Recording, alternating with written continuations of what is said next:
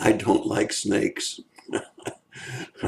Maybe goes all the way back to the book of Genesis, where the snake is the one that deceives Adam and Eve. But I don't like snakes, and I've got to admit the uh, sight of a snake always makes me a little queasy, particularly if he's got a pointed head.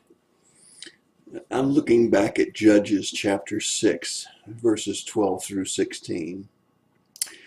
Because I'm reminded of a story about a little boy who was fishing with his grandpa, and he got ready to go fishing and was sitting in the boat, reached into the pail for the bait, and he just froze for a minute, and he said, "Grandpa, ISOW."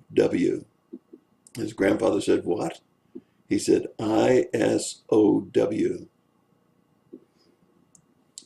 And his grandfather says, "What in the world does ISOW mean?" I is afraid of worms.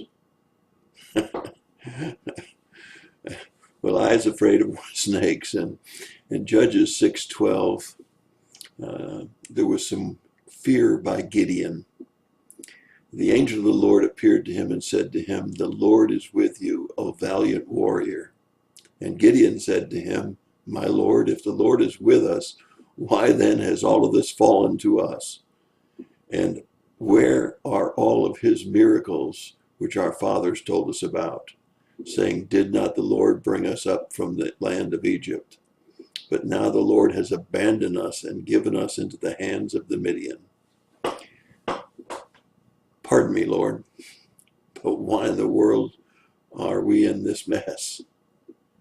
It's quite a good question, and many times we ask that kind of question about things that happen in life. Why in the world, Lord, are we in this mess?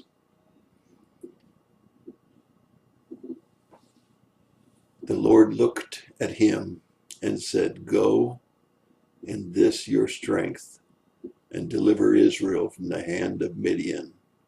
Have I not sent you?" Sounds pretty good, doesn't it?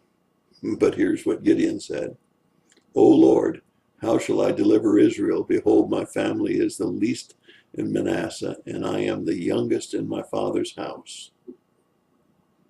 But the Lord said to him, "Surely I will be with you, and you shall defeat the Midian as one man." Oh Lord, why am I in this mess? I can think of a number of people right now that are asking that question. Oh Lord, why am I in this mess? I can think of a lot of people that deserve to ask that question because they're up to their elbows in alligators. They've had more than their fair share of trouble and problems. And yet the Lord is faithful. And it's easy for me to say when things are going smoothly. But what about ISOS? I was so afraid of snakes. When I nearly stepped on a copperhead just a year or so ago, I froze. And then I backed up very quickly, ran to the house and got a 12 gauge shotgun and blew him into three pieces. But I wasn't going to get close to him. You see, it's easy to say to others, trust the Lord. And it's much harder to do when you're the one that's going through the mess. But we need to remember what the Lord said to Gideon. "Surely I will be with you, and you will defeat the Midian as one man." We stand in a place of victory, even though we may be up to our elbows in alligators. And God is still on his throne, and he will take care of us one way or the other. And we know that he is the same God that brought Moses up out of the land of Egypt. He's the same God that delivered fire from heaven for Elijah.